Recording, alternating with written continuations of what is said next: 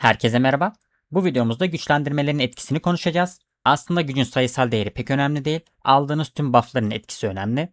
Bunu zaten birçok savaş raporunda görebiliyorsunuz. Bazen sizden güçsüz kişilere yenilebiliyorsunuz. Bunun en büyük sebebi karşıdaki rakibin daha fazla buff açmış olması. Gelin bu bufflara tek tek göz atalım.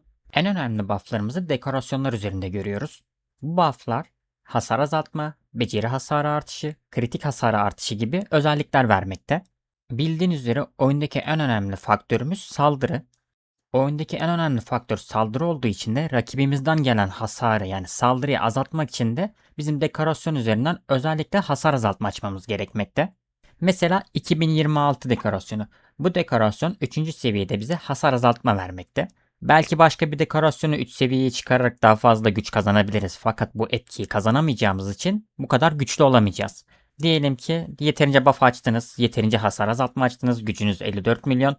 Farklı biri farklı dekorasyonları geliştirerek 55 milyona ulaştı.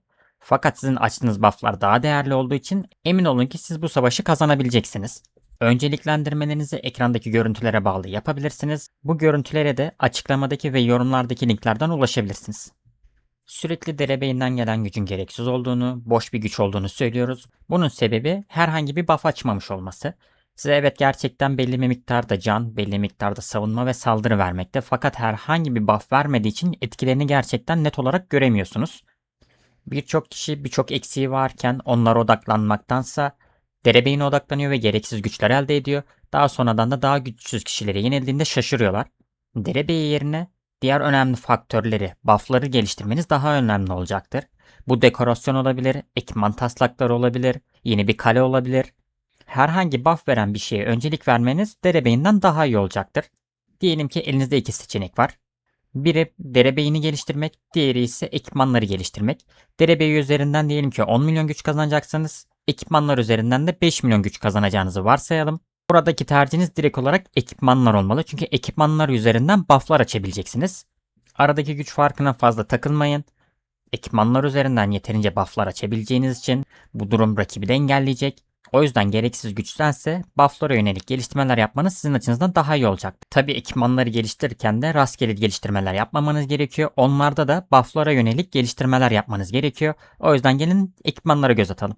Burada gördüğünüz üzere bir savunma kahramanımız bulunmakta. Bu savunma kahramanının tüm ekipmanları birer yıldız yapılmış. Bildiğiniz üzere bizim için en önemli faktör burada radar. Radar üzerinden ikinci yıldıza çıktığımız takdirde enerji hasarı üzerinden %10 azaltma alıyorsunuz. Savunma kahramanlarımız herhangi bir hasar vermediği için, pek fazla hasar vermediği için onların sol taraftaki ekipmanlarını güçlendirmemizin hiçbir anlamı yok. Bu şekilde daha fazla güç alıyor olabilirsiniz. Takımınızın toplam gücü daha fazla gözüküyor olabilir. Fakat savaşlardaki etkisi daha fazla demek değil bu. Bunun yerine burada kullanılan beşer ekipman taslağı direkt olarak radara 10 parça olarak kullanılıp buradaki %10'luk buff açılabilirdi. Burada tabii ki de dikkat etmeniz gereken farklı durumlar da mevcut. Sağ tarafta geliştirme yaparken odağınızın direkt olarak 2 veya 4 yıldız olması gerekiyor. Aynı anda ikisini de birer yıldıza çıkartmanız size herhangi bir buff açmayacaktır. Bunlar özellikle 2 ve 4 yıldızlarda buff açmakta. Buradaki bir diğer önemli bufflarımız kırmızı silahlardan gelmekte. Bu detaylara geçmeden önce sponsorumuz SkyCastle'dan bahsetmek istiyorum. SkyCastle üzerinden indirimli olarak oyun içi harcamalar yapabilirsiniz. Bu oyunlara Last War'da dahil. Sol tarafta oyun içi fiyatlandırmasını, sağ tarafta SkyCastle fiyatlandırmasını görüntülüyorsunuz. Açıklamaya bıraktığım link üzerinden SkyCastle Discord sunucusuna ulaşabilirsiniz. Buradan aklınızdaki soruları 7/24 sorabilirsiniz. Çekilişleri ve indirimleri yakalayabilmek için sunucuya girmeyi unutmayın. Kırmızı silahlar üzerinden kritik vuruş azaltma, kritik vuruş ihtimalini azaltma, ekstradan hasar veya direkt olarak hasar azaltma gibi faktörler elde edebiliyorsunuz. Kırmızı silah elde ettiğinizde gerçekten neredeyse hiç güç kazanamıyorsunuz. Fakat elde ettiğiniz bufflar o kadar değerli ki bu gücün gerçekten bir önemi olmayacaktır sizin için. Bunu bazı yerlerden ücretsiz olarak elde edebiliyorsunuz. Bunlardan biri de sezon mağazası. Birçoğunuz sezon mağazası üzerinden kale almayı tercih ediyor ve dekorasyon parçaları almak istiyor. Eğer ki oyuna yüklü miktarda paralar yatırıyorsanız, kırmızı silahları farklı etkinliklerden parayla satın alabilecekseniz buradan kale almanız veya dekorasyon almanız sizin için daha mantıklı. Buradaki parçaları farklı etkinliklerden alamıyorsunuz. Fakat oyuna para yatırmıyorsanız ya da çok az yatırıp farklı etkinliklerden kırmızı silahları elde edemiyorsanız burada tek yapmanız gereken sezon mağazasından hızlıca kırmızı silahları elde etmek olacaktır. Kırmızı silahlar üzerinden elde edeceğiniz bufflar iyi olduğu için bunları 1-2 yıl gibi sürelere yaymamanız daha iyi olacaktır. Diğer önemli bufflarımızdan biri de ele geçirmek için kuşatma ve savunma güçlendirmeleri. Bu iki teknolojinin diğer teknolojilerden iyi olduğunu söylemiyorum. Fakat hiçbir güç vermeyip size direkt olarak buff vermekte. Eğer ki biri sizden güçsüz olduğu halde yenebiliyorsa teknoloji üzerinden bu buffları açmış olabilirler. Çünkü bunlar herhangi bir güç kazanımı vermemekte, direkt olarak sizin savaş anınızdaki gücünüzü etkilemekte. Bunların teker teker detayına girmeyeceğim. Bunlarla ilgili videolar kanalda bulunmakta.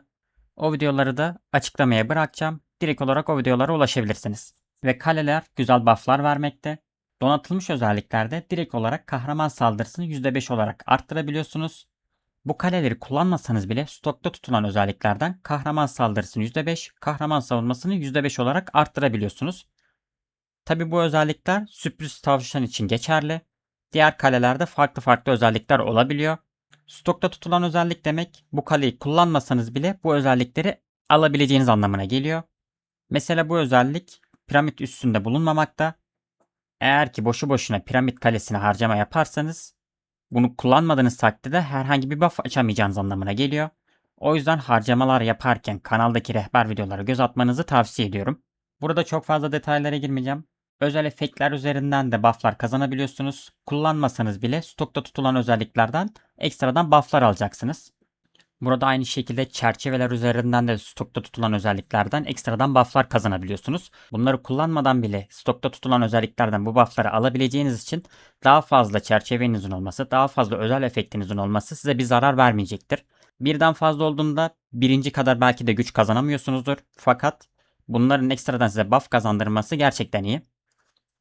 Çok fazla kafanızı karıştırmadan da elde ettiğiniz buffları ne şekilde görebileceğinizi göstereyim. Kahramanlara geliyorsunuz. Herhangi bir kahramanınıza tıklayarak sağ üstteki ters ünlem işaretine i harfine basıyorsunuz. Burada gördüğünüz gibi tüm bufflarınızı aktif olarak görüntüleyebilirsiniz. Aşağılara indiğiniz takdirde diğer bufflar da görünecektir. Burada şu anki bufflarınızı ve eksikliklerinizi görebilirsiniz. Ekipmanlar üzerinden ne gibi bufflar aldığınızın detayları, toplamda ne kadar bufflar elde ettiğinizi burada görüntüleyebilirsiniz. Bu video üzerinden çok fazla detaya girmek istemedim. Kafanıza takılanları yorumlar üzerinden sorabilirsiniz. Videoyu beğenip kanala abone olmayı unutmayın. Videoya gelen beğeniler algoritma üzerinden videonun daha çok kişiye ulaşmasını sağlamakta. O yüzden videoları beğenip yorum yaparsanız sevinirim. Kafanıza takılanları da yorumlarda sorabilirsiniz. Diğer videolarda görüşmek üzere.